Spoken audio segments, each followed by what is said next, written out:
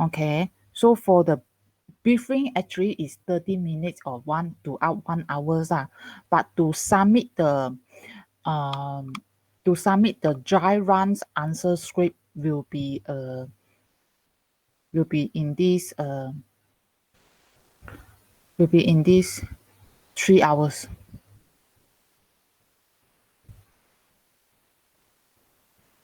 Okay, so that's why the question paper will set exactly, mean that the submission time will set exactly 3 hours according to our faculty SOP. Okay, the procedure. So it's not like what we have in our ESPA test or midterm test, because during a ESPA test, I schedule your paper is 1 hour for ESPA test. The paper is the practical test is 1 hour 30 minutes. Then I schedule it as then included a half an hour for submission. So then I set the deadline as after the half an hour, include the half an hour, mean that is 2 hours. Okay, after the 2 hours, then consider late submission.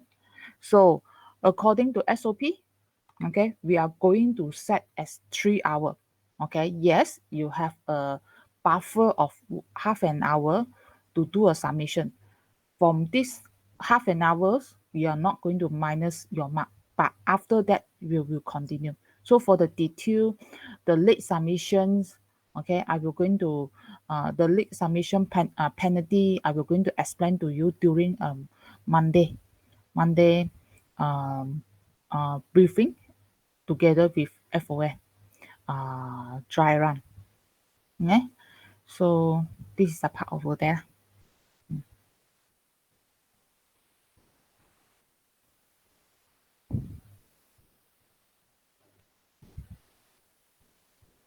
Because there is a why I'm scheduled on in week 15 rather than week 14.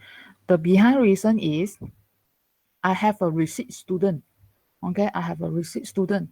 So it's very difficult for me to check their receipt students, the timetable, whether when they are free. So that's why definitely week 15, all of you will be no more classes, at least unless you have a make good test and so on, or other subject dry runs, okay, possible. So that is a reason why I schedule it on Monday 9 o'clock. Okay, so it means that 9 o'clock to 10 o'clock actually is a briefing. You have any question you ask, okay, then it's a compulsory to come to the class, come to the briefing, compulsory attendance. Then to same as a receipt students, also compulsory to come. This is the thing.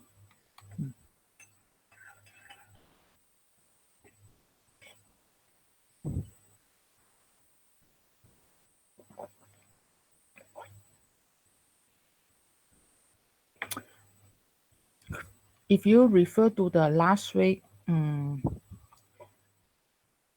lecture, last 2 week lecture class, I cover 3-way handshake and 2-way handshake.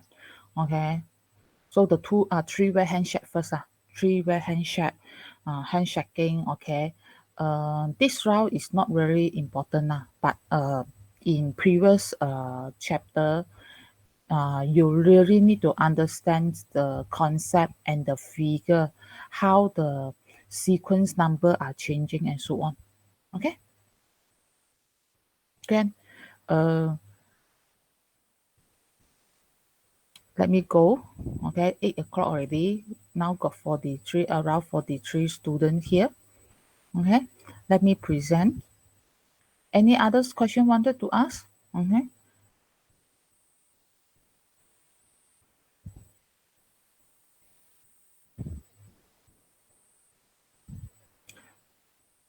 Mm-hmm. Let me do recording. Okay, so this is what last 2 weeks that we cover. So last 2 weeks, the most important things you really need to understand about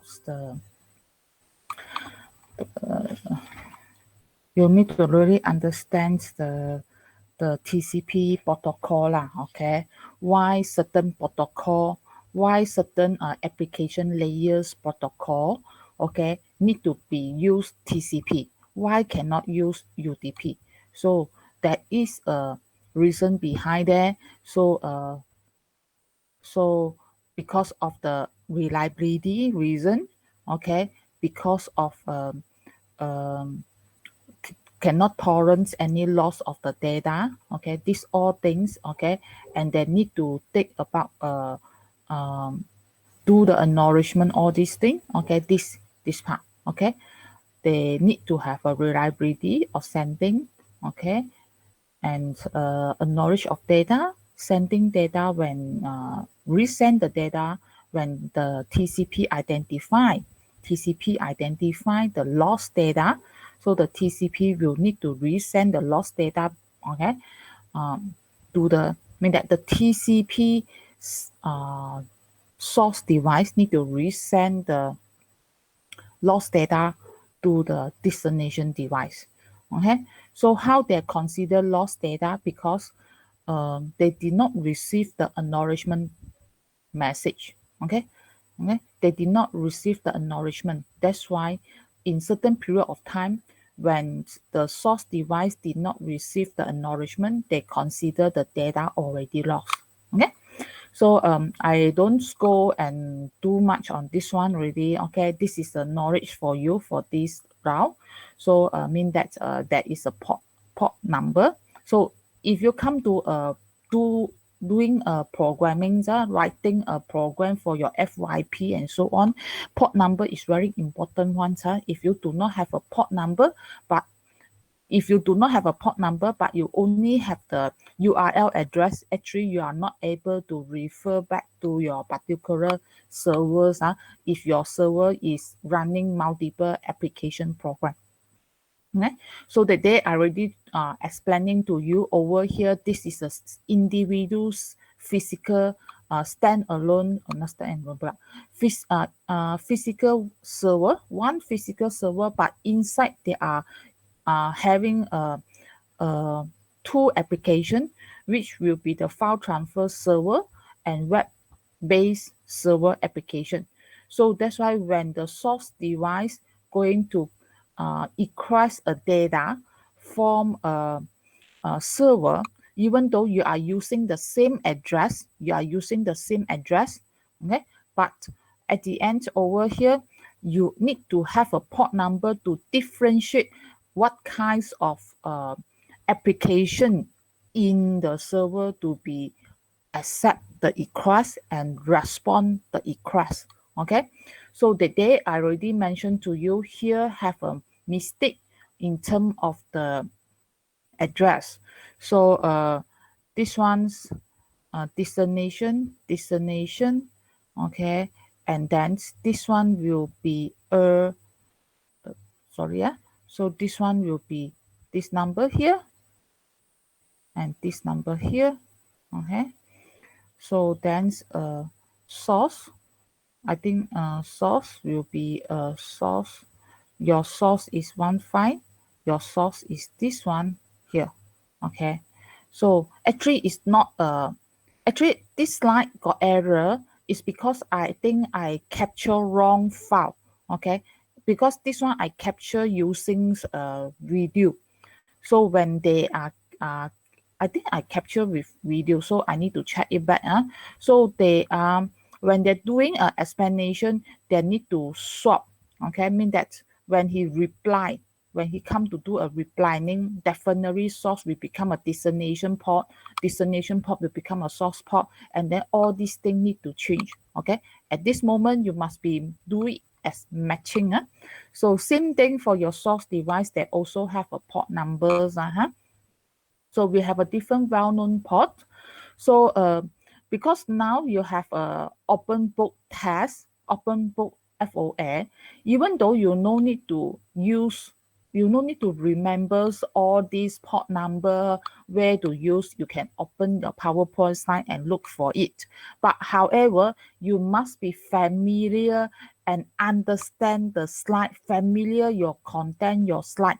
So you actually, the 3-hour FOA exam is not for you to be slide by slide, flip your slide by slide and look for the content. You don't have that time to really go and open the book and checking the content and discuss and so on. Definitely cannot discuss with your friend. So don't have a misunderstanding that because of open book test, never mind, I no need to do any revision. Then I come to the FOA, then I refer to a PowerPoint slide and look for slide by slide and look for the answer. Don't have this kind of misunderstanding. Because of the open book test, reason is open book test because of the online exam. We won't able to control your environments and to ensure that your desktop did not have any book or notes and so on. We can't do all these things control. So that is the definings on the open book test. So, but the question, because of the open book test, the question will be set as much complicated. Not complicated, I mean that the level of critical thinking, the question will not be a direct question. So that's why you won't have much time to think, copy the question and refer, okay, look for the answer. Okay, because it's not a direct, does not mean that you don't have a direct question like list and explain. Maybe it's only 10 mark, okay, or 15 mark. The rest of the question is C4 to C3. It means that give you the diagram, then based on the diagram, you need to find out the answer. So you are not able to get the same diagram from the website and then look for the answer from the website. No, my question definitely is no, unless it's C2 or C1 question, direct question. Yes, I have a few questions, something like 10 to 15 mark only. The rest of the question based on your general knowledge and based on the critical thinking and based on the network topology diagram, then you need to analyze. So you have no time to do chapter by chapter, slide by slide to check on it. Okay, I hope you understand for that. Okay, so I come back. Okay, so suddenly go to FOA briefing. Never mind, we come back. Just let you to be prepared. So from over this slide over here, just for your knowledge from this. So when as we know, we need to establish the connection from the TCP. So that is the 3-step. Last 2 weeks already explained to you. First, usually it's the client. Clients are the one who request to form to connect with our server. So that's why there will be a first step will be client initiate the connection. Okay. So when client initiate the connection, there will be the sequence number given. Okay. So at this example, they give 100. Okay. The client here using 100 as a sequence number, and he's sending the flag is a synchronization flag to the server, assuming this is a server. Okay, so to request, okay, to inform the server that I want to connect with you, I want to communicate with you. So when the server receives your request, so the server are required to do the acknowledgement. He know that, okay, you want to communicate with me. He know that. So that's why he will going to use your sequence number 100 plus 1 to become, okay, sequence number plus 1 become 101. This is referring to the next sequence number. Okay, he expected next. So then when he already done besides doing the acknowledgement, the server also need to go and communicate. If the server uh, are able to communicate, wanted to communicate with the server, so in this case, the server will going to sending the synchronization flag also. He will sending the synchronization flag. Okay, so to request to communicate with the client. So in this case, this server are selected using a sequence number 300, okay, to send over. So sending this particular segment, remember, this is only used for TCP only, okay, segment to the client. So when the client receives this piece of segment, he will able to he will interpret it, receive it. Okay, he will interpret it. Okay, he know that you already received my previous this particular segment. Okay, so you know that I want to communicate. You know, then he also received the synchronization from the server. He also know that server wanted to agree to establish the connection with the client. So therefore, when you have a synchronization over here, you need to do the acknowledgement. Okay, you need to acknowledge. Okay, and you agree, because once you do the acknowledgement, it means that you agree to want to communicate with the server. So therefore, you will also going to give the acknowledgement number is 300 plus 1 to become 301. Okay, so this will be the segment. This segment sequence number is 101. So you were going to share it. So in here, we call it as a three-way handshake. Okay, three-way handshake. Okay, so this one will be the start. Cannot be run away. All the time will be server. Will be the server going to establish the communication section with us. Okay, from a user side lah, when the user, we don't talk about the back end applications okay. Sometimes for example, sometimes usually it's a client, even though it's a back-end program, like sometimes your Windows OS will automatically do updating. Actually, it's not the server going to connect you. It's your back-end operating system connect with the server in Microsoft, okay, for the Windows to do a update. This all is a back end also. So for the front ends, as we as a user, just like you go for the YouTube, you wanted to uh, watch a certain, you want to view a certain video from the YouTube, so then you need to connect to the YouTube server. Example, same thing like you access to the intranet. You are sitting at your PC there. You use your PC as a client, and you request to connect, to communicate, to establish the communication session with the intranet server. Okay, so this is a part. So this is a temporary session that you need to establish. Okay, so now we come to the TCP connection, the termination. This is the last way I'm stopped. Okay, so in terms of when we go and do terminate, okay, terminate means that end the session, mean that you don't want to do any transaction anymore. Just like you log into the intranet, then you need to log out, or you log into your public bank account, then you need to log out, for example. So if you did not log out, the public bank will knowing that, okay, you did not have proper log out from their server. They will prompt a message, okay, when you log in for second time and so on. This is a part over that.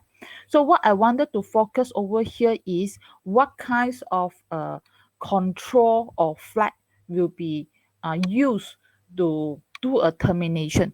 Okay, so let's say this is a client also.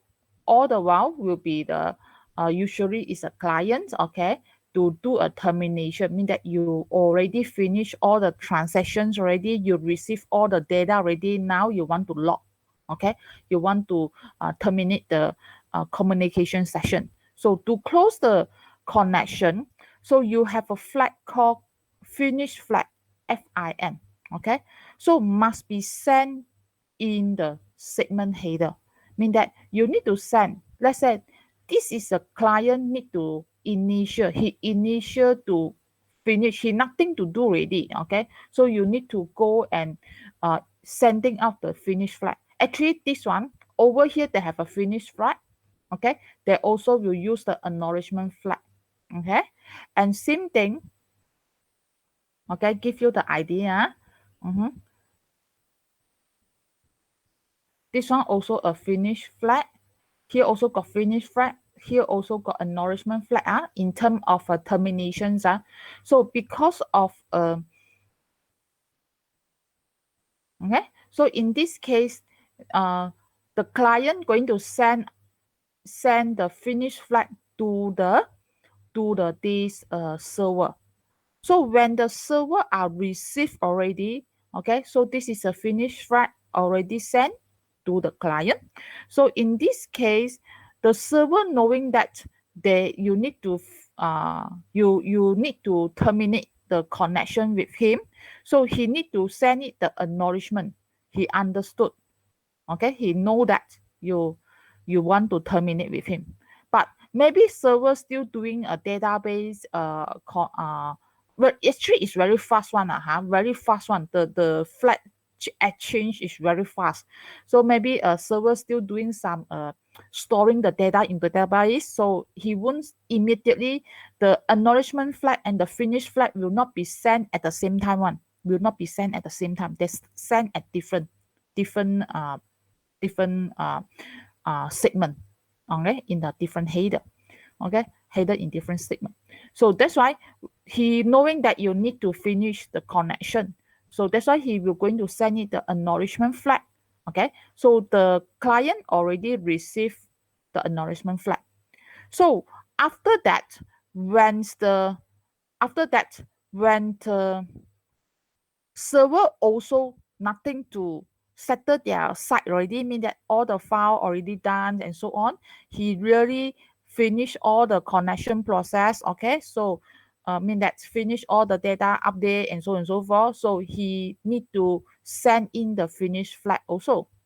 Okay, he need to send in the finish flag to inform to the client, okay, I'm done, my side already done. Okay, so I also wanted to terminate with you, okay, with the client.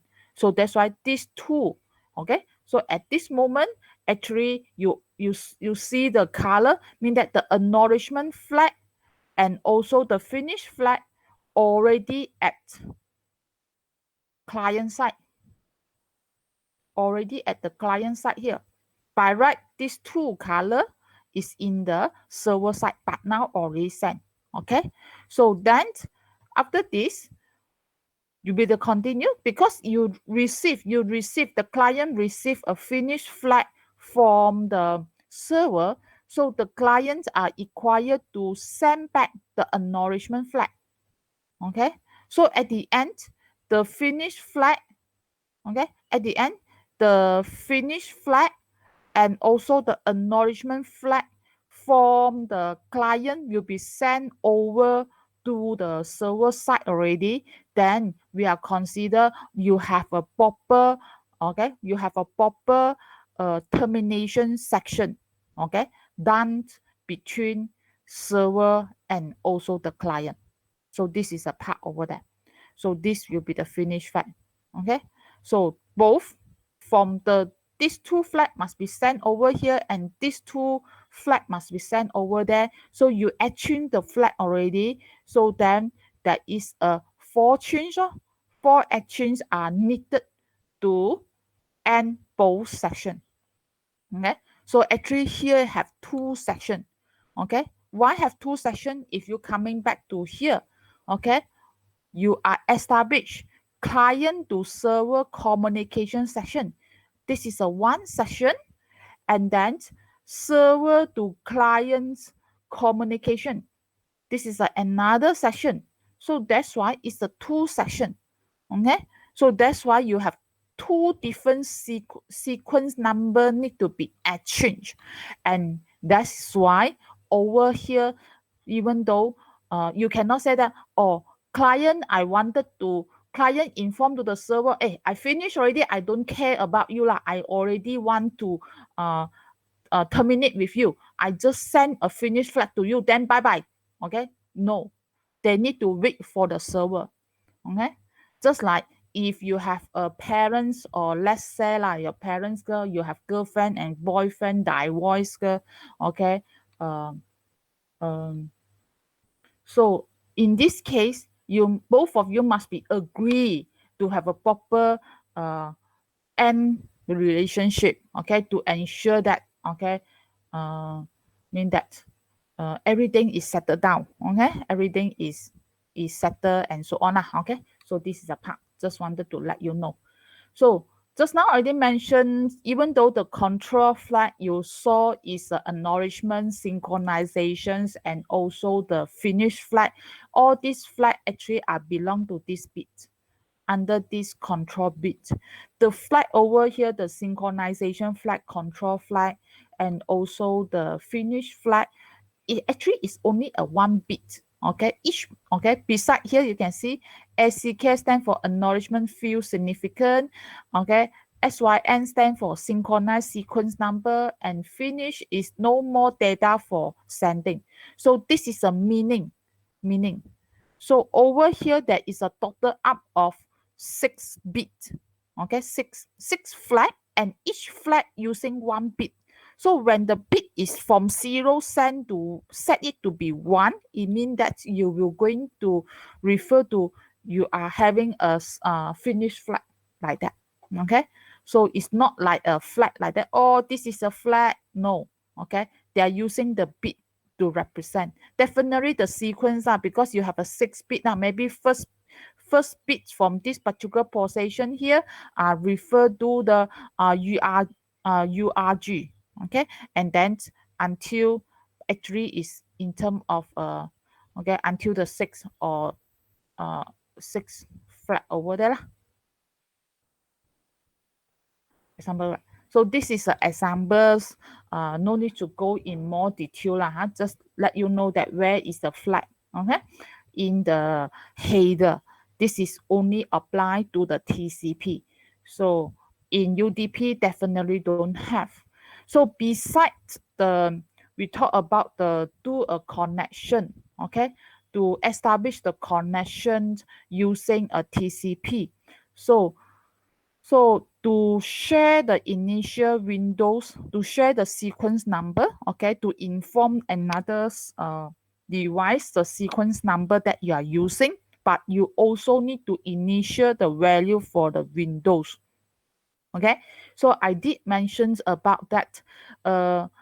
Maybe all the device you have your mean that the device, no matter you are handphone girl, your desktop, okay, definitely your device, the processing speed and the memory size will be the different. So maybe in certain maybe in 1 minute or in 1 second, the maximum bit that you can accept from the server will be have a certain limitation. Okay, you have a maximum bits that you can be accept to be processed, can be processed. So therefore, when you do a initialization, actually you also exchange the window size, okay, value to inform to the server saying that, okay, I have this I only can handle, I only can accept maybe 100 kilobit. Okay, for example, kilobits only. I only can handle 100 kilobits because my maybe your PC is very old PC, only can handle 100 kilobits. 100 kilobit not really logic lah. Maybe 1,000 kilobit data. Okay, so then once I receive the 1,000 kilobit data, then I will do the acknowledgement. That is a maximum window size that you have.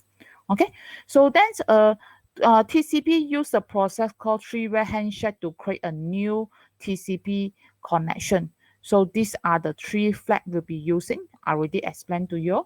Okay, so here give you another one examples to let you understand the sequence number.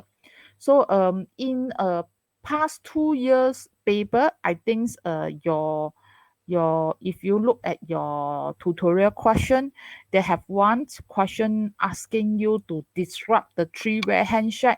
They are going to given you a certain sequence number and ask you to draw a diagram and so on.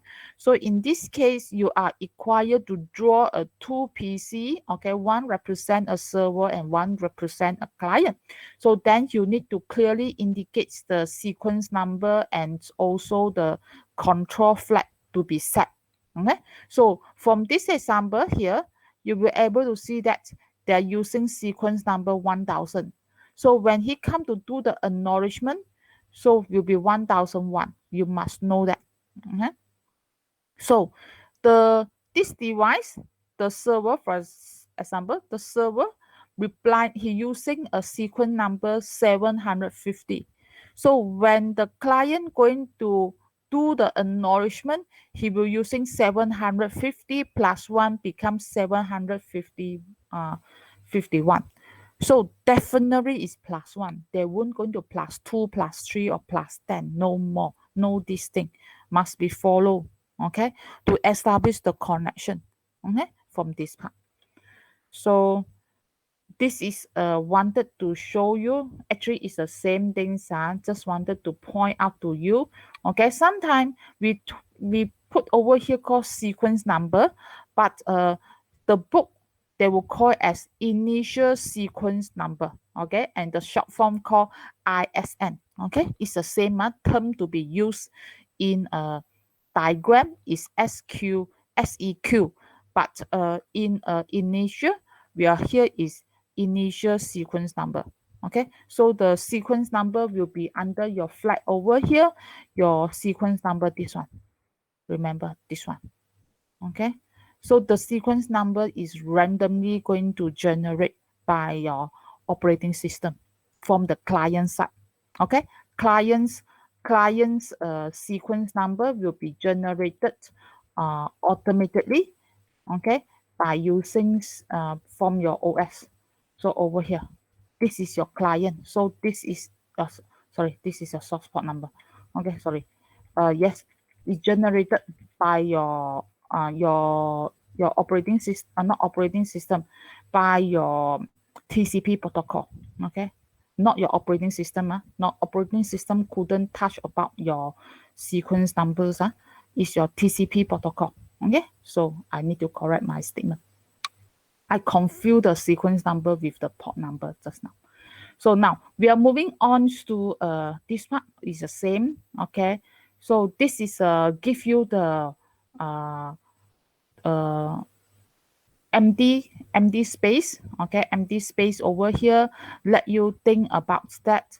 What kind of a value should be filled up under the sequence number and acknowledgement number. So this is a part. I said that this I wish actually is referred to this client. Okay, this client is wish to connect, and here is my first sequence number. So the first sequence number will be the 820. So that's why he filled up over here 820. So because he wanted to form a connection, client to server connection, that's why the sequence connection, the control flag will be used is SYN. So this particular segment sent to the server already, server going to reply. So when the server reply, he will reply a acknowledgement. So acknowledgement flag.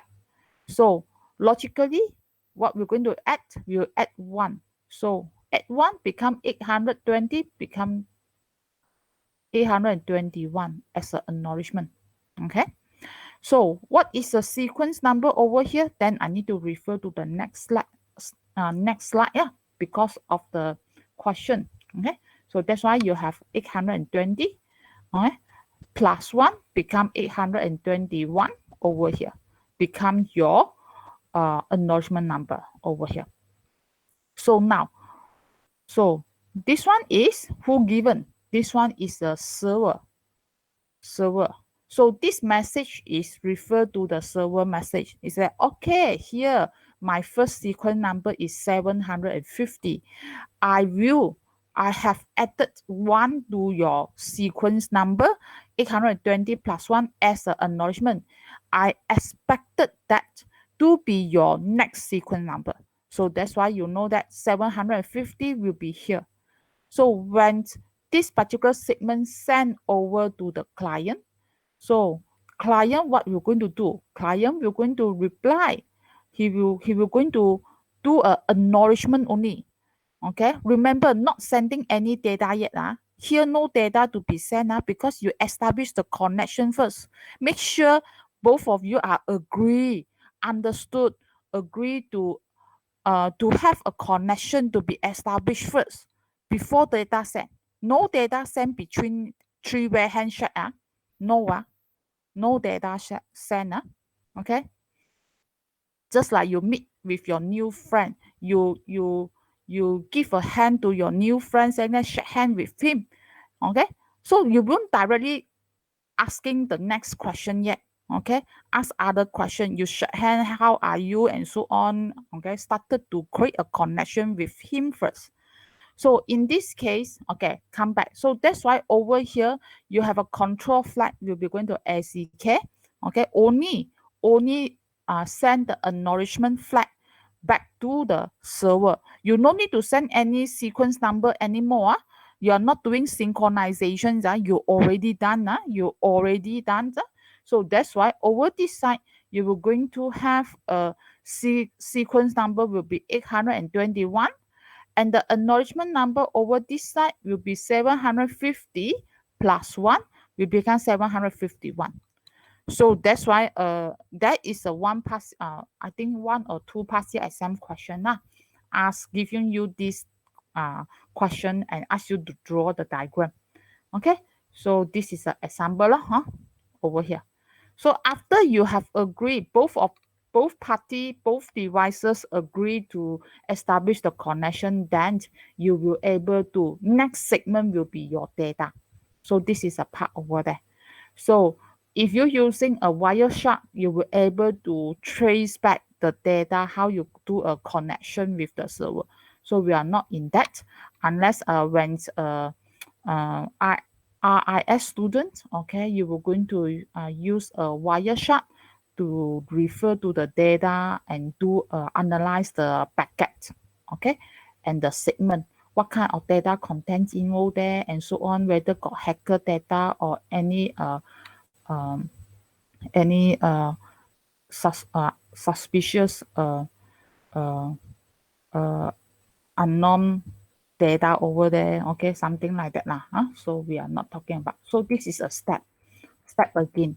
So just wanted to show you. So here have a video for you, okay. You can go to have a look, okay.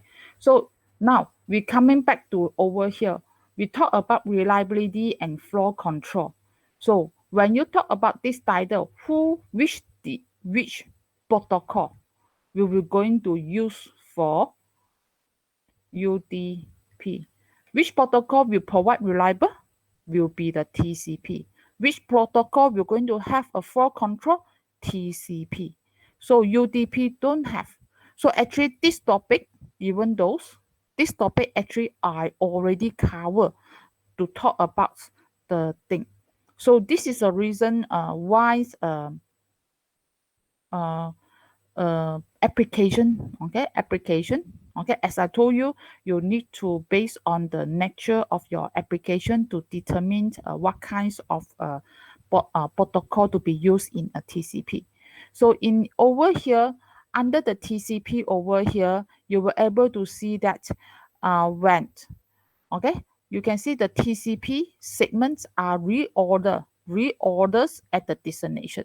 You were able to see this particular PC, he's sending segment 1 until segment 6. So he has this segment, all these segments, when we come to, he prepared this segment, but when we come to sending this segment on the network, it belong to a network layer, okay? Which part to be used is not the TCP to decide, it's your router to decide, okay, which path to be used, okay, to do a sending. Okay, so That's why the router is only covered until a network layer, to determine the path.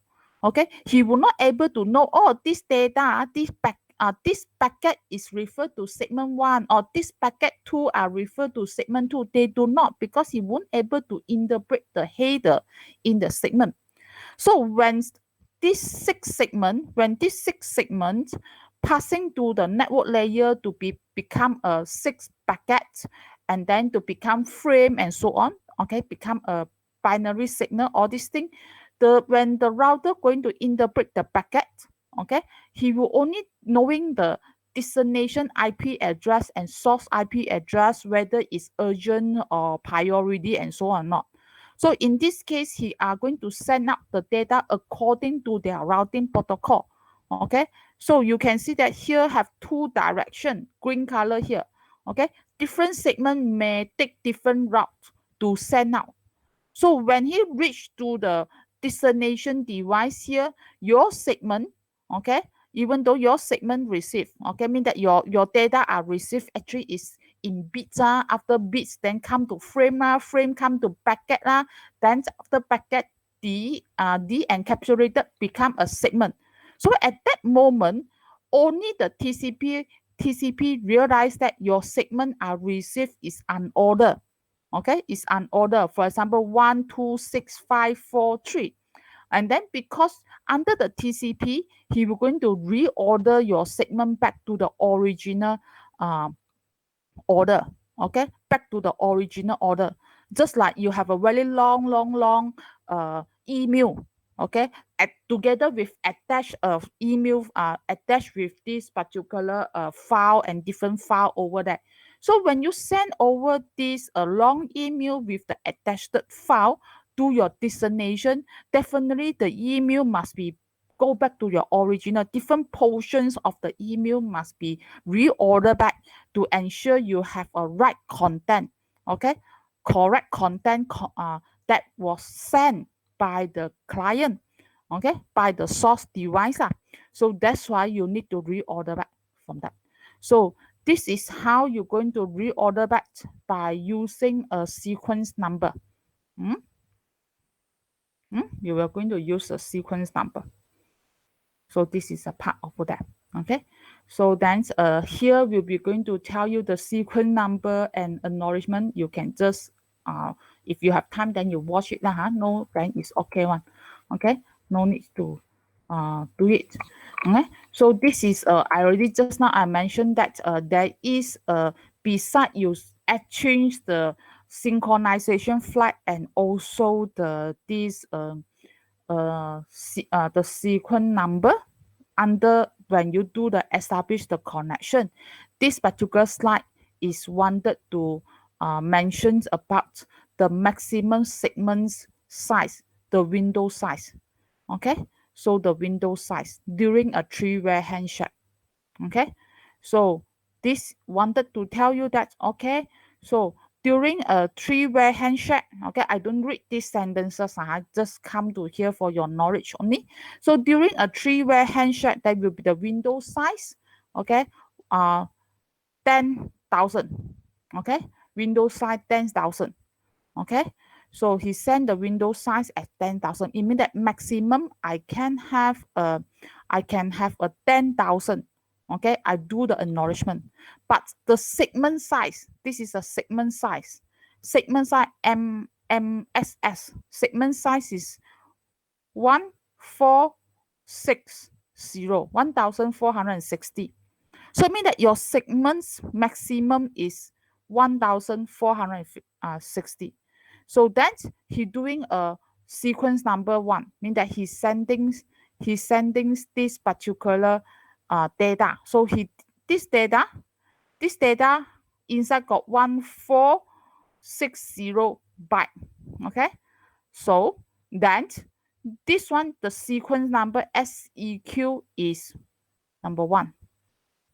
Okay, number 1. So he sent over.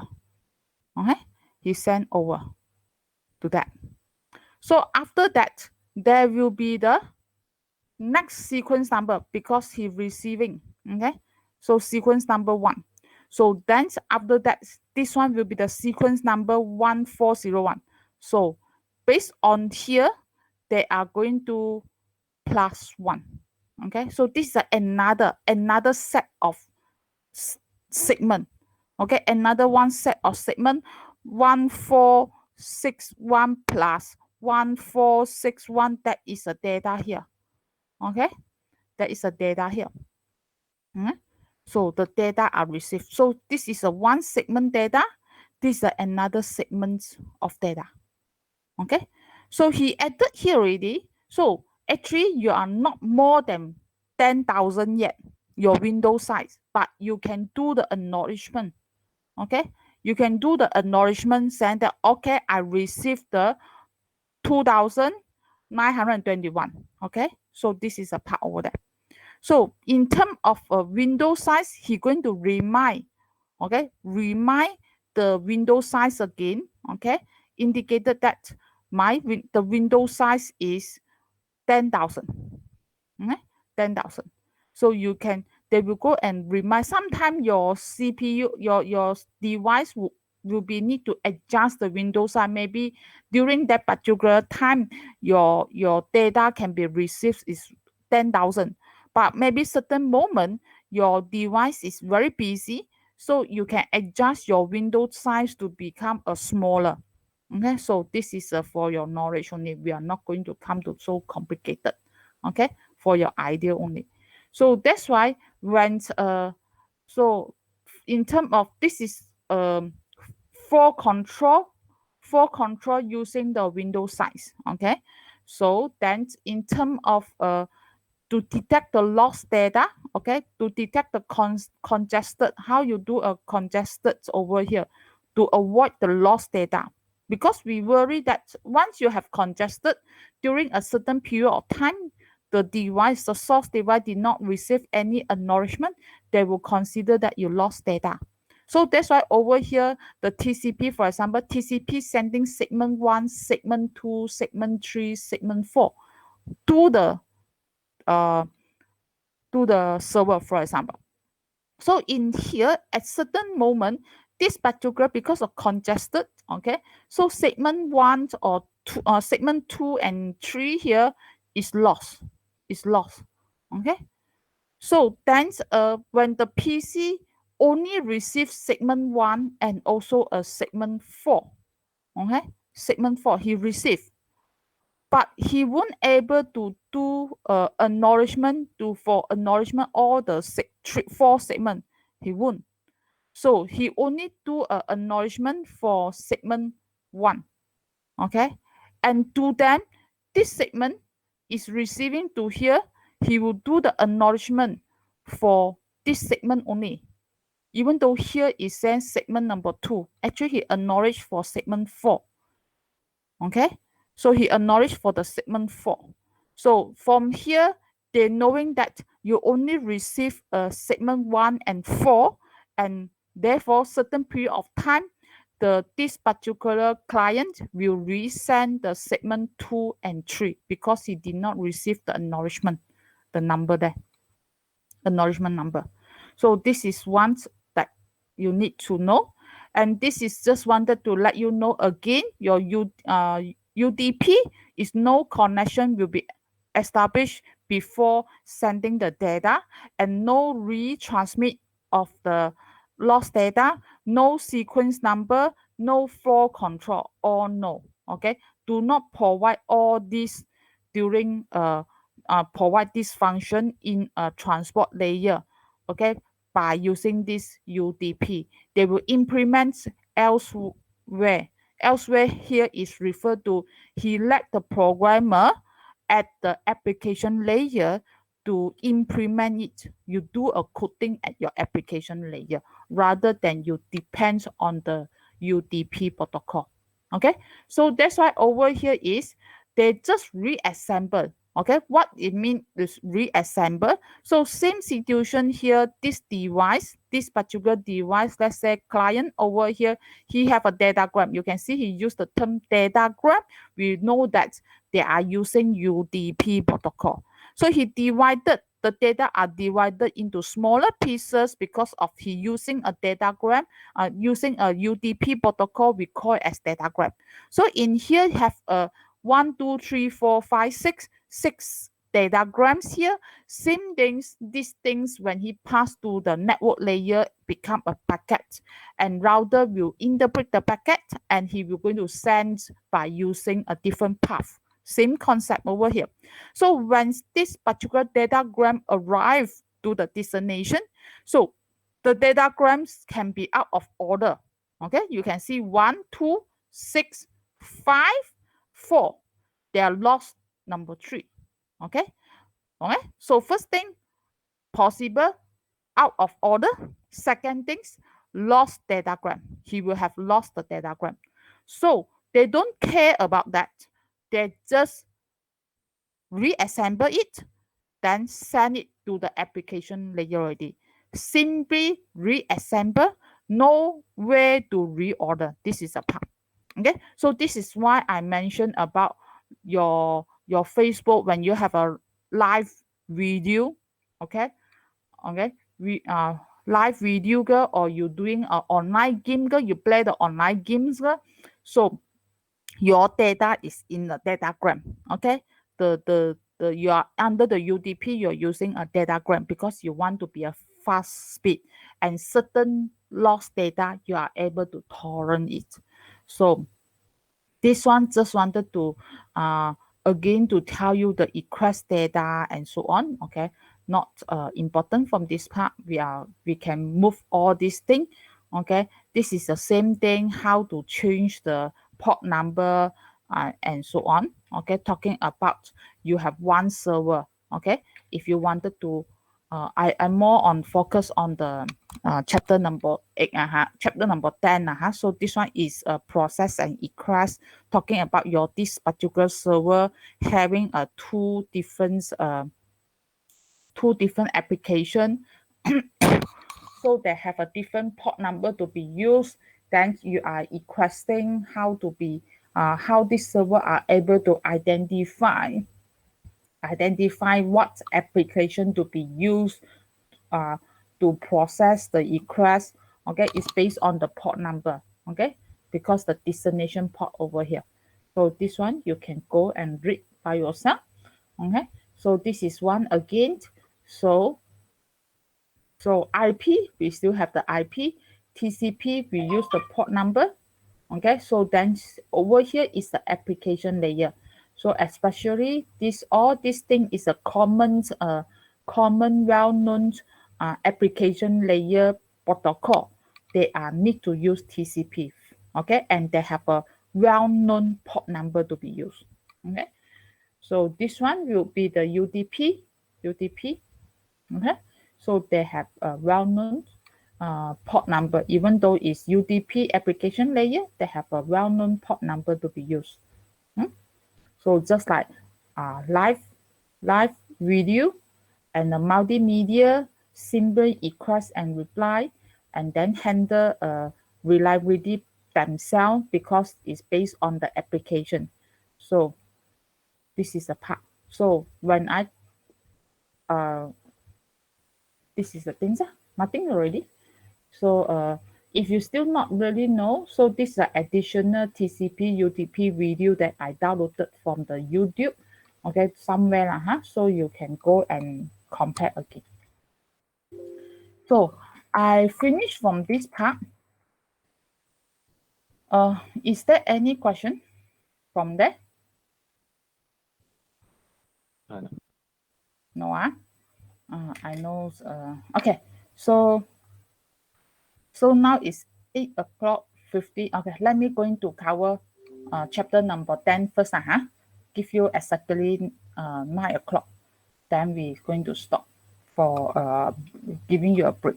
So now we're going to chapter 10. Chapter 10 a very basic idea for application layer, because certain application layers, certain protocol in an application layer actually you use every day already. Okay, so we just wanted to understand that under the TCP protocol over here, under our TCP/IP protocol model here, our application layer actually is equivalent to 3 layers in OSI model: application, presentation, and session. Because when a programmer writing their program, application layer, they need to consider all these things.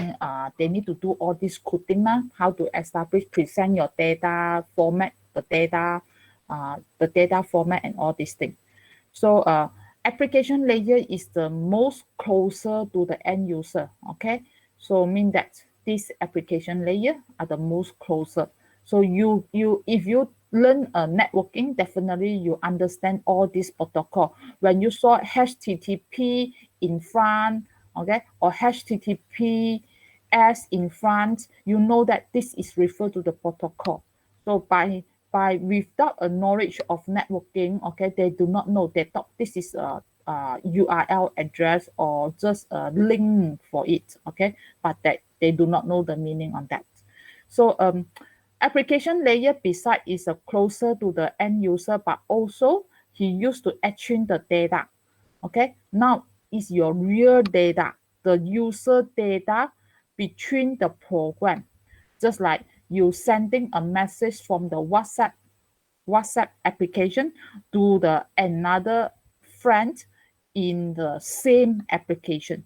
Okay, so definitely when you send a message in a WhatsApp, use the WhatsApp application to send a message to your friend, your message definitely will go to the WhatsApp program. Am I right? They will not flow into the WeChat or Instagram. All these things must be right, must be go to the right program.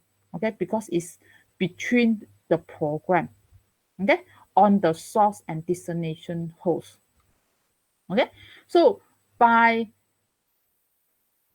under the application layer over here, this is now why here have this sentence. Then this one is wanted to link it back to this part.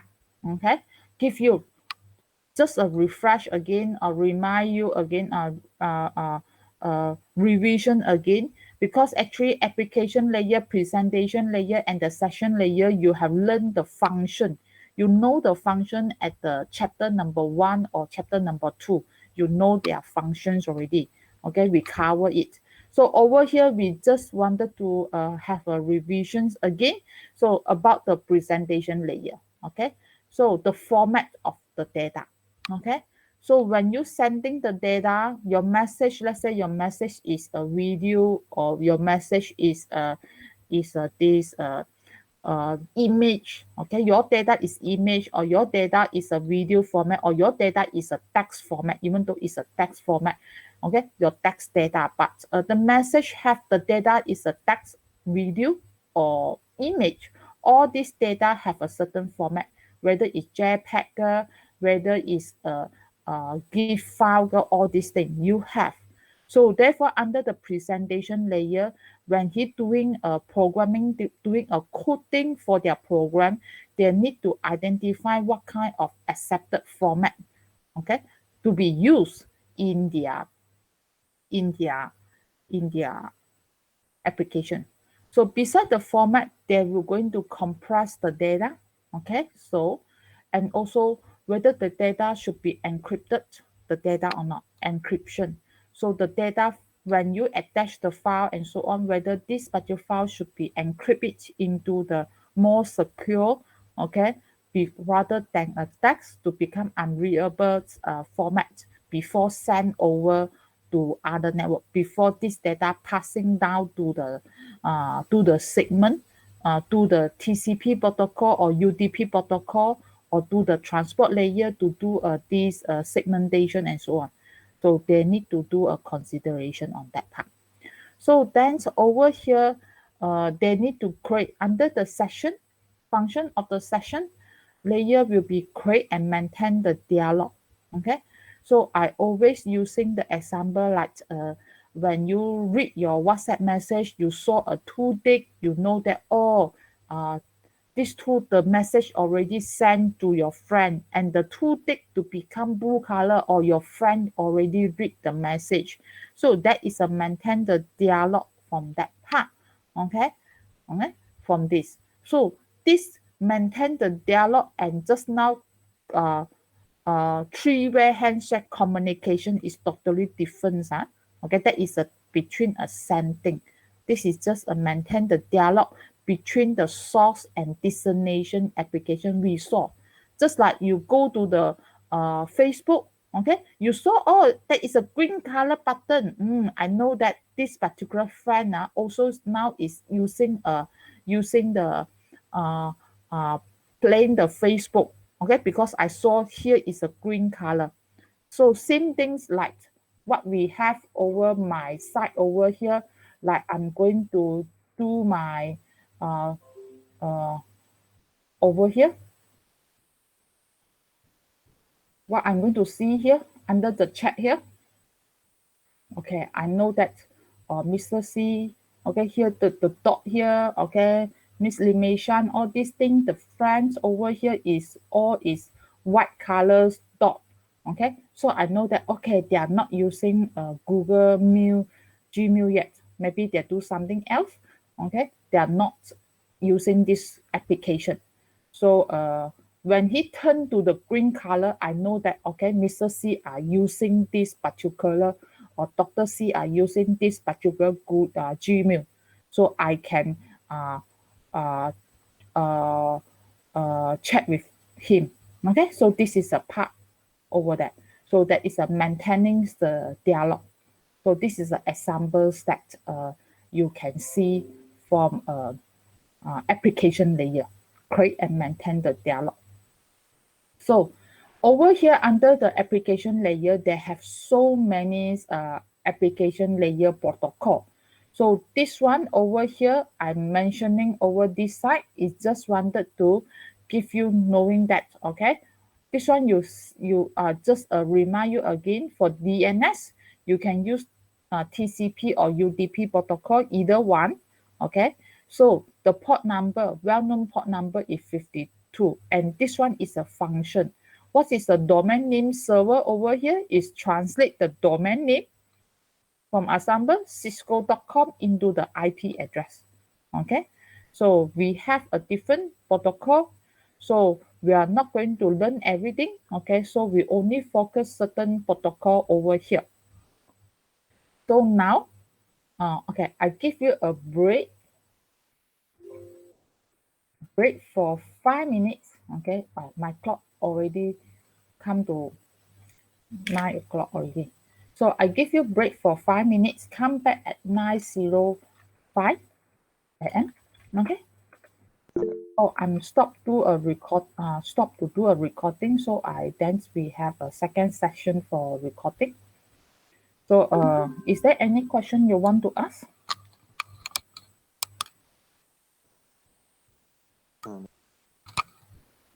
No, thank you. You can have a break for 5 minutes.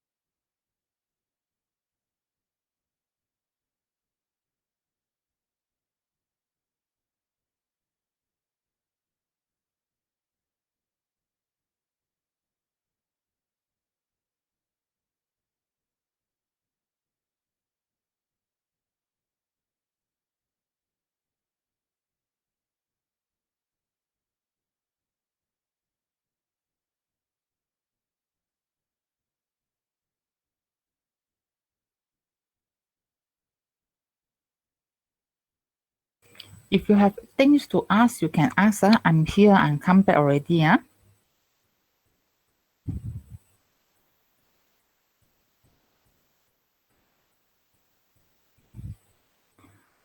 So for next semesters, not all the classes is face-to-face classes one. Certain class is online class. Online class. Okay. Majority class for FOCS still online class. Only a selected course is online class. For my for things for RIS later I will WhatsApp you about the next semester classes.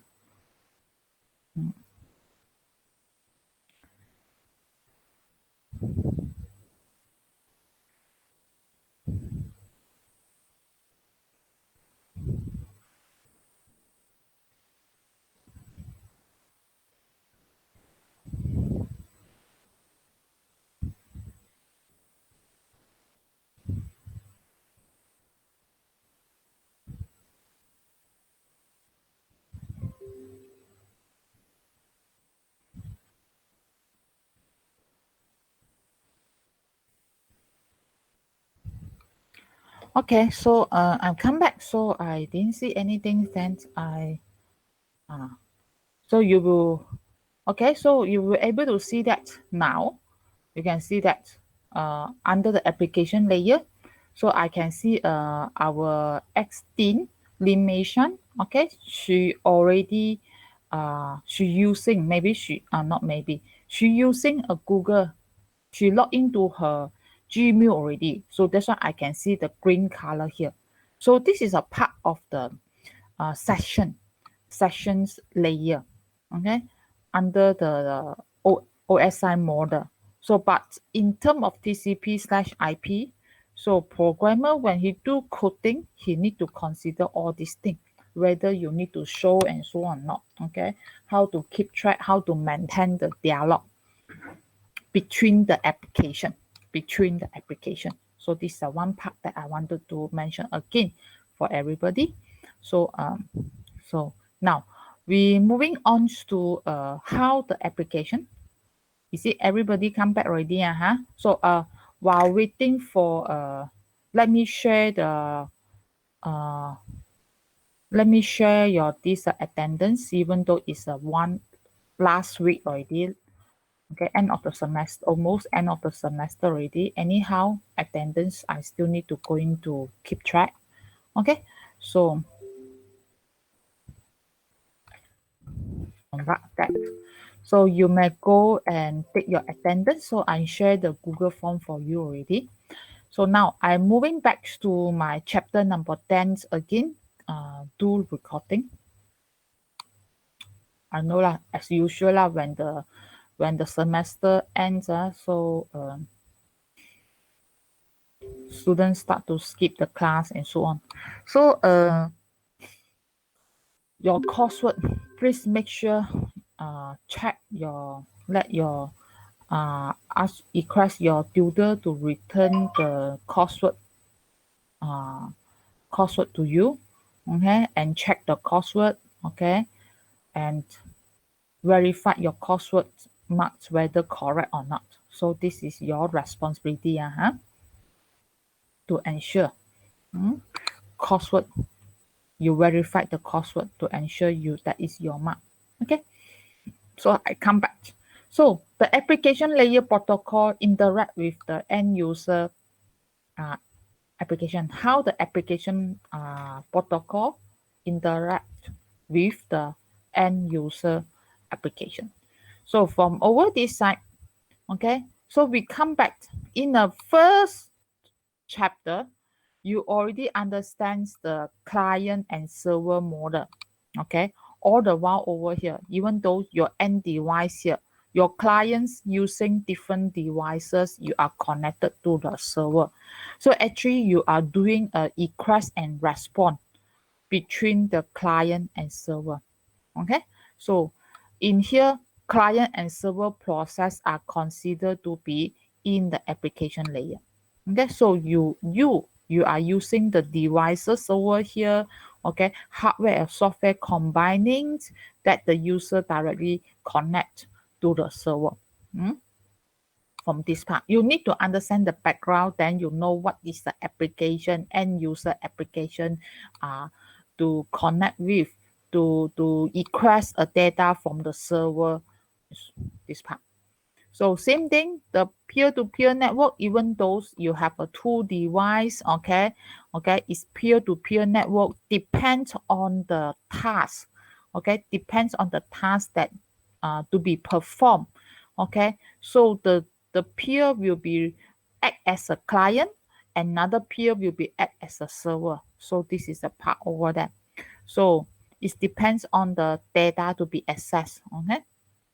So even though your device is not a server type, but because of the function, okay? So each device can function as both client and server. So therefore, if you're going to just now, you saw the TCP/IP, this particular model here, okay? This particular chapter here just now, the three-way handshake here, okay, under the three-way handshake, I just wanted to clarify with you that why under this particular three-way handshake here, they are not drawing a server. Okay, they are not drawing a server because even though peer-to-peer, okay, peer-to-peer network, the device itself, even though it's a PC, but they are, when you do a requesting, you are acting as a server also. Okay, that is a part over there. Okay, so no matter how of uh, the process or the request of data at the application layer, okay, definitely got a device act as a server and the device act as the client. Okay, so that is a part. So like this particular things are application. So this one is quite familiar with all of you when you're using a WhatsApp message, or just now you saw I'm using Google chat over there. So you type in your message over here. Okay. So in this case, my device, your device, your WhatsApp message, your WhatsApp application installed in your handphone, you are acting as client and at the same time you're acting as a server. Why? It means that when you sending this message, okay, meeting tonight, okay, actually you send, okay, you send to it, okay. So at that moment, actually you from that particular things, you are very hard to determine whether you are at client or server or not. So that's why over here, this is called peer-to-peer application. Peer-to-peer application. Okay. This one just now you see the peer-to-peer network. Okay. You are forming. Okay. You form the network as peer-to-peer. But when you come to request the data, you still need to have one to be a client, one to be a server. But over here, you are not forming the network. Okay, your network is here. Okay, your network is here. You don't have a cable, you don't have a wireless to connect between your two handphones there. Okay, you don't have. Okay, you don't have a cable to connect these two handphones together. Okay, you don't use cable to connect. Okay, no. But in here, you are the application, peer-to-peer application. So when you have the peer-to-peer application, it means that you allow the device to act as both client and server within the same communication. Okay, so WhatsApp message or Google chat message, okay, or others platform, other application platform that you can be a client and also a server. So peer-to-peer application require each device to provide a user interface and also run a background service. So in this case, actually, your message, your WhatsApp message, right? You send to your friend or you sending the video to your friends, okay, to your WhatsApp message there. Later on, you want to delete, you cannot delete already because the data already stored, okay, in your friend's WhatsApp. Your in the data already stored inside your friend's device already. So over here, you don't physically you have a one server. You don't have a server there. Okay, or maybe your friend sending you a video or image is uh 2 months ago. You want to view back the document, you want to view back the video or image, you can't. Okay, you can't. Maybe you already delete already. For example, you did clear your data inside your handphone, you want to view it back, you can't. Okay, you can, because the data actually are storing at your device. Definitely you can set. Okay, okay, so all these things, so they are provide a back-end service for that. So this is another one.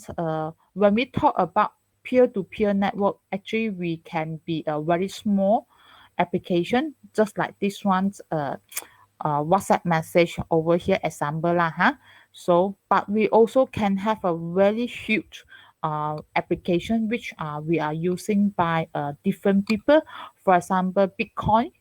Okay, Bitcoins actually are the another peer-to-peer network. They are using peer-to-peer networks, and then their application also is peer-to-peer application. Okay, they have a G2, BitTorrent, eDocker, all these things. This is a common peer-to-peer network are using in the whole world. That's why if you read if you follow, if you're going to play or you have follow the Bitcoins, I think the Bitcoins money lah, okay, the currency is cryptocurrency is dropping. Okay, so this is a part over there. Okay, dropping the currency, the Bitcoin currency. So anyhow, so you will able to see that usually last time we are using a peer-to-peer network. My time now, huh? We are using peer-to-peer network to do download, to download a private video or series movie from other device. So so I will send the seed. Okay, I will going to look for the seed which device have that particular movie song or the song and so on. I want to download. So then the device will going to reply that, oh, I got this seed, so you can download from my PC. Definitely this all PC, when you connect to the peer-to-peer network, all these PC need to be turn it on and to be online, have a network access. So then by sharing the seed, I can download your movie to my PC. So definitely you are sharing. Actually, when this PC is sharing their movie or their song from their device, when you try to download the movie or song from this PC to your PC over here, actually at the same time, there is a hacker there or they have a virus there to be downloaded together at the same time to your PC. So this is my time, my times. How the virus will be attacked. Okay, the worms are to be attacked to your device. Okay, so last time we don't have a server. We are not commonly to be used to have a free web server for us to watch the online video and so on. We usually do a downloading a song or movie by using a peer-to-peer network. Okay, that is my time lah, huh? My time. Okay, so that time when I do downloading, let's say download a Hong Kong series movie and so on, the song I usually I'm use one PC that is a totally inside, no personal information. Okay, just for downloading movie and so on. So then if this PC is kena virus okay, so have a virus and so on, I don't care. Okay, I don't care, I just format the PC only. Okay, So whether the PC is lagging, hanger, or slower, okay, definitely when you do downloading, all the virus coming in, you give the opportunity for them to come in together with your data. Okay, you give this. So this is my time. Okay, for this is for your knowledge. This actually is for your knowledge, huh? Okay, not important one, huh? For your knowledge. So now we coming back to this particular hypertext transfer protocol. So you already learned the HTML. By right, everybody have learned how to create a website and so on. So you need to use this particular protocol over here. Okay, so from here actually you have the URL address. Okay, this particular URL address that you're going to key in into your browser over here. Okay, together actually is together with your protocol, whether it's HTTP or HTTPS, but today we are going to cover only a HTTP. Okay, so when you key in this particular URL at the browser there, okay, it's not directly sending, no. Remember, here is URL. What is the next step your device should going to do? Your device should going to ask DNS. Okay, your device, this client should call the DNS protocol to convert this URL to the IP address. He need to know the IP address. So after he converted to the IP address, you have the IP address for this URL. Then after that, you can send your request. You can send the request to the server. So after sending the request to the server will going to respond your request. You want that particular page, then I send you. So that is the reason why over here the server are giving you the HTML code for the website. They are not going to give you the exactly the image, okay, what's how it look like. So he given you a HTML code.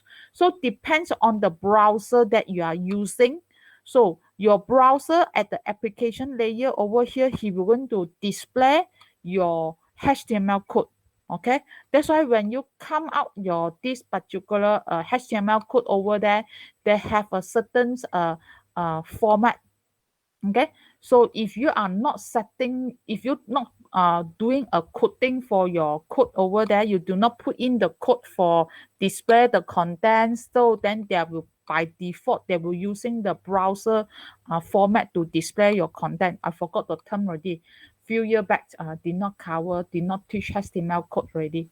So then this is what I wanted to tell you is that's why sometimes when you're using a browser A, let's say Mozilla Firefox, and you're using a browser B like Internet Explorer, the color tones or the display will be slightly different. Okay, so this is a part over there. So um, when we're going to say that we're sending the request, when we're sending a request, when you key in the URL, you sending the request, actually you have this particular three message you are going to send. Okay, three type of message that you are sent. I think most of you are knowing that when you do a coding. So when you're doing a coding under your body over here, under your body over here, you can going to have your method, okay, your type of message that you send. So you need to define the message actually under the coding that do it, but anyhow here is only a general message type that you need to understand. So when you sending this particular request, this request can be a get message. You only wanted to request, okay, you wanted to client are requesting a data, mean that you just request a web page. For example, here, get this particular website, okay, a web page.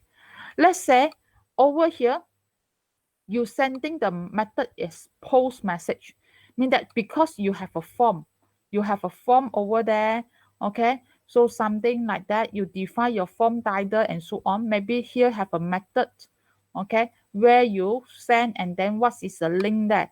So it means that when you are going to have the form, you're asking a user to key in the name. Let's say this is a registration form.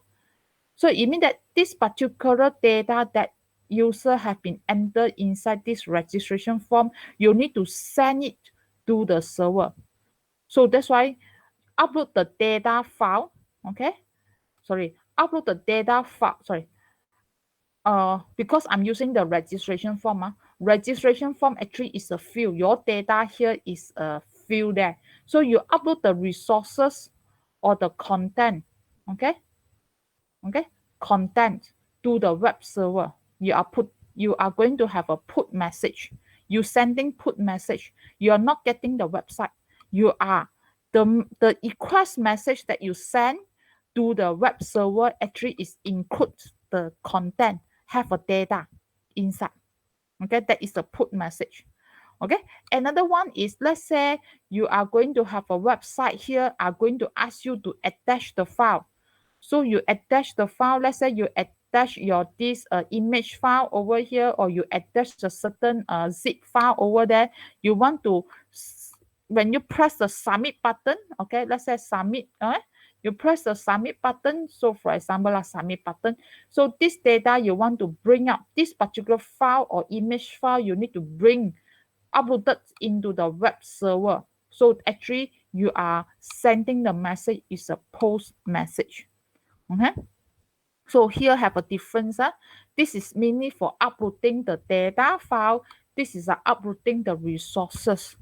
Okay. So post and put. This is a normal request. Okay. Without any data attached. Just a request, a web page, and so on. So then you have this one HTTP is called secure, stand for HTTPS protocol is used to do the have the encryption and authentications function to secure your data. Okay, now we come to the next thing called email protocol. So email protocol total up we have these three types of email protocol. Okay, so now these two protocol are used for retrieve. To retrieve the email, we are using these two. Either one, not both, either one. When we sending the email, we are using SMTP. Now you can see over here. Okay, so now let's say this is a sender. Let's say this is a me Chow. Me Chow email address is tar.edu.my. Even though my domain name here, my URL here, my email address here is tarcourage.my. Actually, I'm using a Google. My email server is Google server. Okay, I'm logged into my email using Google one. Okay, so like the example over here, you saw just now already show you my server here, Gmail. Okay, we are using Gmail. We are subscribing their service. Okay, Courage, not me. Courage will subscribing the service. Okay, from the Google. So from this side, what it means here. So over here, for example, if I'm using my situation, here is the Gmail server. Okay, my Gmail server, ISP. So then I wanted to send it to the cisco.com. Let's say here is a Cisco server, Cisco email server. Okay, Cisco email server. So now what I'm going to do over here, I'm typing my email. Okay, sorry. First of all, okay, sending, how to say that? Okay, I'm using this example.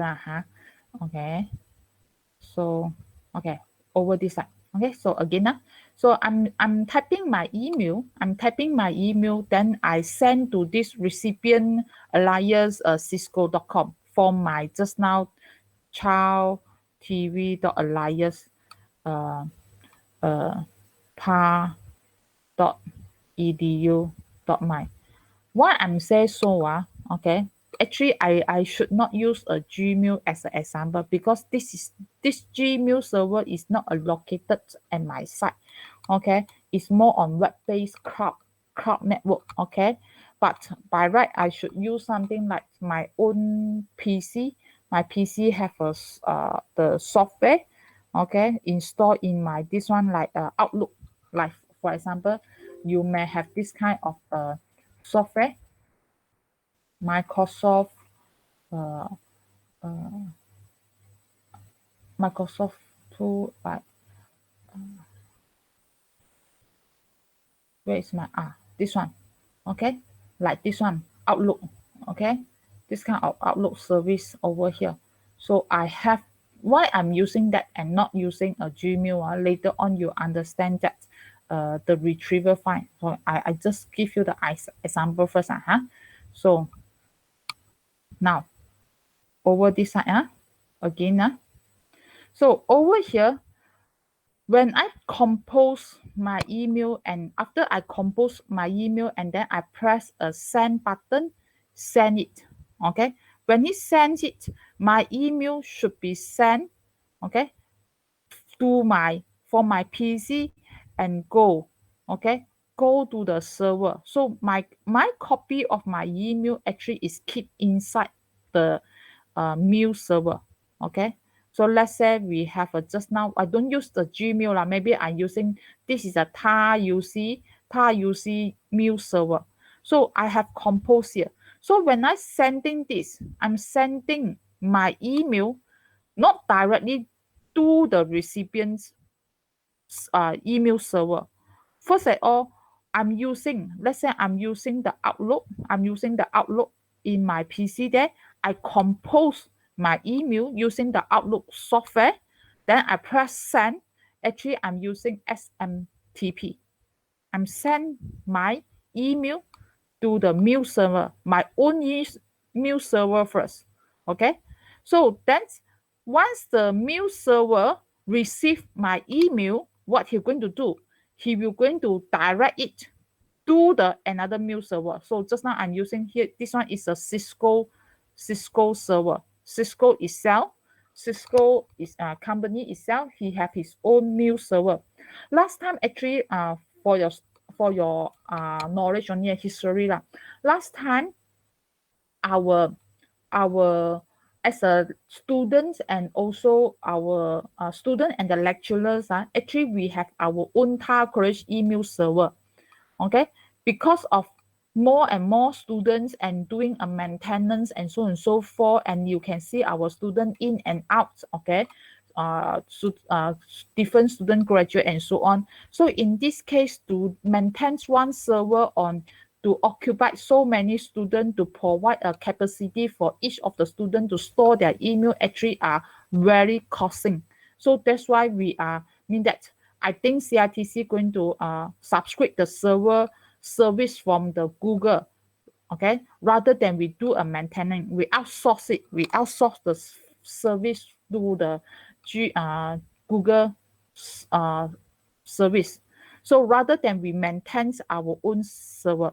So what I know is management in a management top management they're still using Tar College server. They have their own server. They are not using Gmail. Reason is there is a security side because in terms of management, this is a security side. Okay, security features. So in terms of management point of view, by right I should have my own mail server and the management email content. All these things will be very very important and to have this one if you put inside a Google Mail and the control is not under our own management, our own CITC to control on it, it will be possible will be have a hacking and so on. So that's why I'm not sure whether now is using or not, but what I understand, I can imagine is management have his own, they're still using our own TAR-UC mail server rather than Google mail server. Yeah, we still have it to make it our confidential email to be kept in our own organization. Okay, that is a part. So for us, okay, we are past, for us, for student, we are using Gmail's service. This is a part. Okay, come back. Sorry, yeah.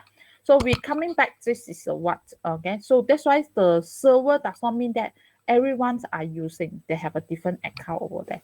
So anyhow, so Tar College mail server over here, he need to help me. This server need to help me to direct forward my email to the Cisco server according to my email address given. So my email address are keep. My email is keep inside this Cisco server. Okay, now coming. So this particular, let's say this is Ali.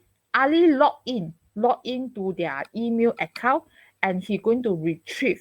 Okay, he going to retrieve the email. That's why over here, when he do retrieve. So when he retrieve the email, he can use either POP, okay, POP protocol or Internet Message Access Protocol. Either one of these protocol to retrieve their email. Actually, it depends on your email protocol to be set over here. But in terms of retrieving the email, there is a two protocol that you can choose. Okay, so you can identify which protocol that you are going to use. If you are using I'm not going to talk about SMTP operation anymore because this is only for sending an email. So from here, send here, okay, is using SMTP, send to the server. So server is running SMTP, definitely will be running SMTP, or for retrieve one, either using POP3, 3 is because the version, okay, or IM AP, okay, it's a combination. So depends on your server setting. So from there, so this is a sending. So you will able to see the server over here are using a different protocol there. So now, what's a difference between a POP and also just now the IMAP over here is POP is when the user retrieve the email from the mail server and a email is downloaded from the server to the client, and that particular email will be deleted on those server. Mean that if you're using POP, this email, okay, just now we are coming to the Cisco, okay, so your email already forwarded to the Cisco server, and this is the Ali, okay. So if the Ali over here, if here this Cisco are using POP3, when Ali going to log into the his own email account and he retrieved the email, so this particular email are downloaded to the PC, this particular PC. Okay, email will be downloaded one copy to their own directory in their local drive, and the email from here will be deleted. The server will not going to keep your email. So they will free the server space, but the email is not have a copy in your own local directory. Okay, so this is a part over there. So if you are using the IMAP, okay, now it means that this server are using, okay, this server is SMTP plus IMAP. So what it's going to do here is a copy, okay, a copy of the email you can retrieve. It said IMTP is used to retrieve an email from the mail server. A copy of the message is downloaded into your local drive. You can see, okay, into your local, okay, drive over here. And the original message still keep here. You're still keeping this particular original message still stored inside the server. They will not be automatically deleted. So if you wanted to delete this email, user Ali need to manually going to do a deleting. Okay, manually going to do a deleting from here. So Then you say that, Miss Chow, why you cannot use Google Meet? Google Meet, Google email. You can see that. Okay, so that's why I said that I cannot directly at the beginning. When I do the explanation from the email protocol, I said that I don't want to use email, Gmail as an example. Okay, because when I retrieve my email, this is my email that I have retrieved. So when I go and look for a data, for example, I'm going to look for check my email. When I retrieve my email, I saw this email. I dispelling this email, Mr. Yorgos Warren's email here. This particular email actually is not downloaded into my locker. Okay, they are not using, because this is I'm using this one is cloud based, is using HTTP, okay, HTTPS, okay, because of this logo.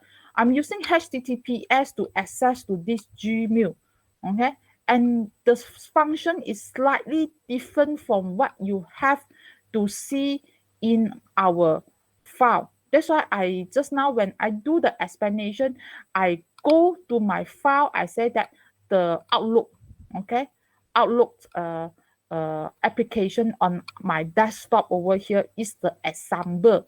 The file, the email will be downloaded onto my locker device. Okay, so then you can retrieve, you can check your email from the Outlook, this particular software.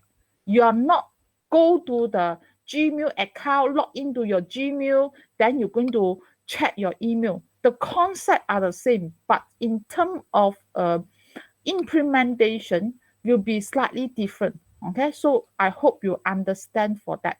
I'm talking about this. Okay, so because nowadays Micha also not using Outlook and so on, but does not mean that's the current market they don't have. They still have a people of using, okay, the email protocol over there. They still have their own server. The company have their own email server to maintain their staff email. Okay, does not mean that entire college we subscribe the server service from the Gmail, from the Google company. Then the rest also will do the same thing. No, the other company they have their own mail server also. They need to install the application on their desktop to do a downloading a copy of the email from their server. So just now you can see that just now if I'm using the IMAP protocol over here, mean that the original message still keep inside the server. It means that your server space will be increasing and increasing. Okay, will be occupied like the space will be occupied by your staff. So you need to that when the server is full, hard disk is full and so on, so you need to inform your clients to delete the file manually going to delete. Okay, they will not be automatically deleted unless you're using POP. Okay, so that is a part over there. So now we are moving to just now a domain name service. Just now I already mentioned when you key in the URL address, you are not directly connect to the Cisco server directly using the URL. You can't. Okay, your browser will going to asking a DNS, okay, domain name service, this particular protocol to look for the IP address, the IP address, because for human, for end user, URL is easily to remember. You ask me to remember the numeric IP address is very hard to remember. So that's why domain name is helping us to recognize the name from the numeric addresses. Okay, the numeric address means that the IP address. So the DNS protocol will automatically is define automatic service do a matching between your resource name with the acquired numeric network address. So the DNS server will going to you send the query to the DNS server. So DNS server will reply your response. So he will give you an IP address. That's all. They do not do much thing because the DNS server need to respond very fast to ensure that you did not see any lacking or or to solving the IP addresses. So you seem like you are directly connected to the Cisco server, but actually before you connected to your Cisco server, in this case, actually he connected to your DNS server first. So DNS protocol allowed for the dynamic translate of the domain name to the correct IP address. So they have only one format called message. They are not like the HTTP protocol, got get message, post message, and also the just now get message, post message, and put message. They don't divide the message to the three different types. So for DNS servers, it's very straightforward. They are just have a one message called message only. Okay, query message respond from the query message. That's all. Okay, so once you have a IP address ready, then you can go and connect with your DNS with your Cisco. So actually, under the DNS message format, as you know, when you come to when you have this particular URL, actually the DNS server are going to resolve your address is based on the URL, the top level domain, and so on. So this is just for your idea only. So no need to remember all these things. So you can use the ipconfig or display DNS command to look for your cache DNS entry. So sometimes if you every day you are going every time you're going to access to the same server, so actually your DNS the IP address are actually already keep inside your cache memory, DNS cache memory on your Windows PC. So to speed up the checking for the DNS, okay, the IP addresses over there, you can try over there. And the DNS, how you're going to look for your address is based on the domain name. So the level of domain name, usually we are looking at the for example, you have a Cisco, when you request, so they are looking at your local DNS server. If you have a local DNS server, your request will be checking at your local DNS server, we call it as a second level domain server. So let's say your cisco.com, they have this particular their own their company provide a DNS server just like Target. We have our own DNS server, so they help you to resolve the IP addresses first, do a matching from the URL to become an IP address, and he give your response. So if your local DNS couldn't help to solve the problem, so your this particular request, okay, this particular query will be passed to the upper layer DNS server, call it as a domain level, top level domain server. So they will pass it to the .com. Okay, based on your URL, if you're behind the top level domain is .com, so your request will pass to the server dnsserver.com, org, and au and others thing now. So this one, I think your when you learn the HTML, you know what is called au, okay, .co, what is org, okay. I don't do much more explanation on here already. So then if your top level domain server couldn't help you to find the IP address, in this case, he will going to find from the root DNS server. Okay, so this is a message saying that I have to record from this, I have a record from this thing, or I have the record to find who know about this. So this is a part over there they are going to look for it. Okay, so they are looking for the addresses. So now you can use. So sometimes the DNS, rather than at the back end, the browser going to help you to solve the IP address for you. Actually, you also using your command prompt. You can use the command prompt to key in the NS lookup.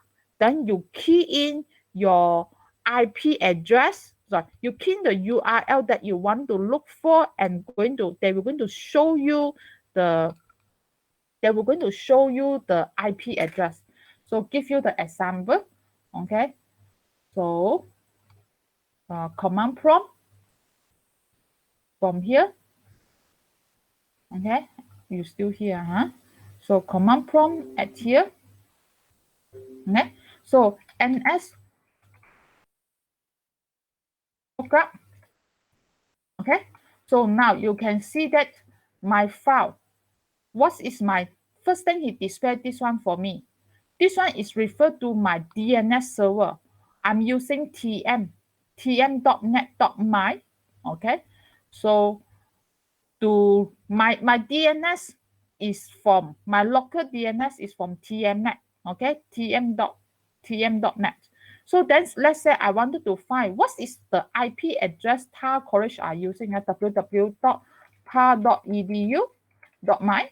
So they are going to tell you, okay, this is a response, mean that the DNS server, okay, going to respond to me, and he will going to give me TAR college website.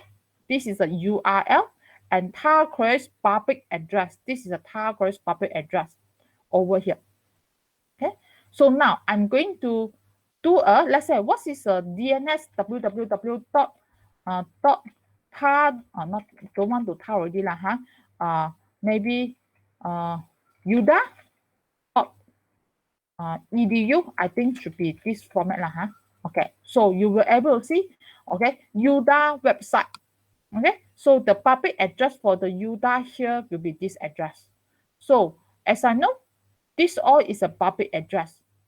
Everyone on the who access to the network, they should know. Okay, we who have learned a networking, they should know that this all is a public address. Okay, and public unit IP address to be used. Okay, and you will able to see that they are using IPv4. They're still IPv4. So now I'm going to use a www. Let's say google.com. You can be able to see that. Under the google.com, what they are going to use? They are using IPv6 together with IPv4. They have two IP addresses, okay, to be used in one server, their web server. Remember, this is a web server, HTTP. Okay, so same thing, www.youtube.com. You can say, wow, youtube.com. Even though you're one server there, but actually they have a lot. You can see their name, their server name, okay, because YouTube already bought by Google. Okay, so their name is different, and you will able to see that they have so many server. They have so many server under the YouTube and different addresses there. Okay, all is a public address. Whether it's IPv4 or IPv6 is a public or global unicast address. Okay, so then it's same as what you key in. Okay, when we key in this one, actually our server name is equivalent to this. Okay, so they are changed. Okay, so this is what I wanted to show you. Here is an example. Okay, we can manually asking the DNS server, okay, to help us to convert, okay, the URL to give us a IP address. So this is what we mentioned, that NS lookup is utility that allow a user to manually query the name server to resolve a given host address. So this is a part. So yeah.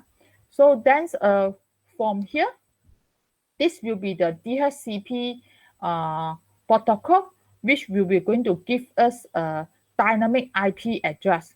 If you're going to look at this particular user here, you can see this is a mobile worker. It's a DNS server. So what he's going to do, when you turn on your mobile data plan, actually you are accessing to your network, okay, your mobile network, and your mobile network in terms of that particular plan, he will given you the server for that plan. He also not server. The router will given you the dynamic IP address to this mobile for this handphone there. Okay. Same things when you come to your corporate like tower coverage over there, when you using a desktop or you using your handphone because you're using the Wi-Fi. Let's say you're using the Wi-Fi or maybe over here. Okay, using the Wi-Fi. I use this example. You're using the desktop or you're using the handphone. You turn on your handphone's Wi-Fi over here. So actually you connected to your router. Okay, your router will going to give you your router, your locker, your own locker router will going to give you the dynamic IP address. So even though you say that server does not mean that you must be have a physical one server. So just like at your home now, you did not have a server at your home, but your DNS server implemented at your router here are able to automatically provide a dynamic IP address to your handphone, to your laptop, and so on. Okay, so certain big organization in like tower coverage environment, we have so many users. Okay, you have a lab and so on. So we are having we rather than given this function to the router, it could be possible we have a server. We have this particular called local DNS DHCP server. This server will manage how to giving a IP address, okay, to the client devices. Okay, so that's why you will able to see that router itself can be a router itself, even though here or here, this one is your at home, okay, or small business or at your internet service provider router. He can configure a router as a DNS server. Okay, and then your DNS server itself, you have so many DNS server, they also can be have a mean that your internet service provider, so many internet service providers, we can have an internet service provider to given a DNS IP address, dynamic IP address also. Okay, so this is a part over there. So when come to the DHCP operation, what it means over here, just the last part over here. So when this particular DHCP client, first of all, he will going to send out the DHCP discovery message. So this DHCP discovery message is a broadcast message. He sent out this broadcast message to everyone, okay, to every device. Look for who is a DHCP server. He look for who is a DHCP server. I want IP address. Who is a DHCP server? You think about that. So in this case, because it's a broadcast address, all the device on the network, okay, all the device on that particular network, they will going to receive this DHCP discover message. Okay, if the device is not the DHCP server, he read the message, he will going to discuss it. This is a common broadcast message and the action that I already explained to you. So if the message is belong to the DHCP server, okay, he received that message and he interpret that message, then he know that, okay, someone wanted to have the dynamic IP address. So that particular DHCP server will send this particular message called DHCP offer. Okay, DHCP offer message. Remember, okay, last time in past year exam question and so on, this arrow direction is very important. It's indicated where you send to where and from where and so on. So you need to give this arrow pointing if they're asking you to draw a diagram. So in this case, your DHCP will reply to the client by giving a DHCP offer message.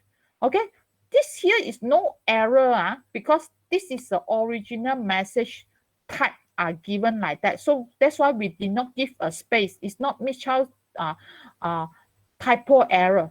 DHCP offer message is like that. Okay. So they will send back to the client telling him that, okay, I can provide IP addresses for you. This is an IP address. This is a domain name. This is a DNS. This is a DNS server IP address. Okay, I will list to you from this time to this time. I will tell you all this information. Okay, so that's when the client receive the DHCP offer, he need to give a reply. Okay, he need to give a reply. He need to give a reply called DHCP request message here. Okay, request message is not at the top. It's not the first message sent out. It's a third message sent out. Okay, why they need to reply this DHCP request message? You're going to imagine this is a DHCP server 1 and this is a DHCP 2. You have 2 server there. Okay? You have DHCP2 there. Okay? You have DHCP2 there. You have 2 server there. Okay? You have a 2 server in your network. Even though here we only have 1, possible in your network you have more than 1 DHCP server. There could be possible have more than 1 DHCP server.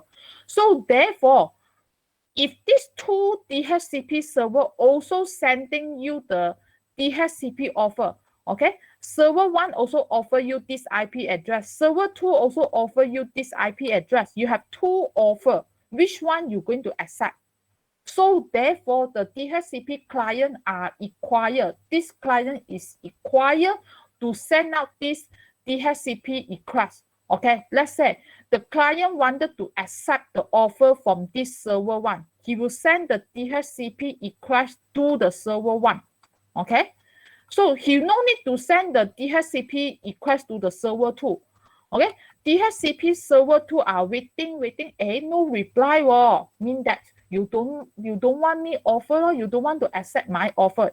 Okay, so this is the thing. So when I waiting for certain period of time for the server 2, he know that already wait for so long, you did not give me the DHCP request message. It means that you don't want my offer. So this dynamic IP address I can assign to others devices already. So this is a part over there. So why? So this is a reason why I say that message to be server is one to be used in case there is a multiple offer. Okay, so then DHCP client also need to choose to request the address and have previously been allocated by the server. So then when the server are received, let's say just now, this particular DHCP requests are sent to the server going to accept their request, then he will send back the DHCP acknowledgement. So DHCP acknowledgement back to the client to confirm the list. The list is finalized. Okay, I give you this offer, you get it. Okay, so this is a file transfer protocol. Nothing from this part. Just wanted to say that, okay, that is a 2 protocol to be used. Okay, one is for connection to the control. Another one is connection for the data. So that's why there is a different port number to be used under your server side. Your server have well-known port 21 and 20. Okay, one is for actual data transfer, will be used port 20. When you connect to the FTP server, you are using port number 21. So this particular FTP protocol is for transferring a file over a network. Okay, you upload the file back to your file server, FTP server. So this one will be the message block. Okay, just it's the additional knowledge over there. You can sending the request from the server and to access to the resources available to the client on the network. So you can use their printer using the SMP response. This is a server, but you are using the printer which is attached to the server side. So this is called server message block. Okay, so this is a knowledge for you. Okay, so common question now. Okay, sometimes will be this one, but see how lah. Okay, this is mainly for your knowledge. Okay, your knowledge. Okay, usually they are focused on network layer, transport layer, data link layers. Okay, more on this is more on knowledge. Okay, and also the subnetting calculation definitely. Okay, so I'm stopped here. So is there any question? I stop recording.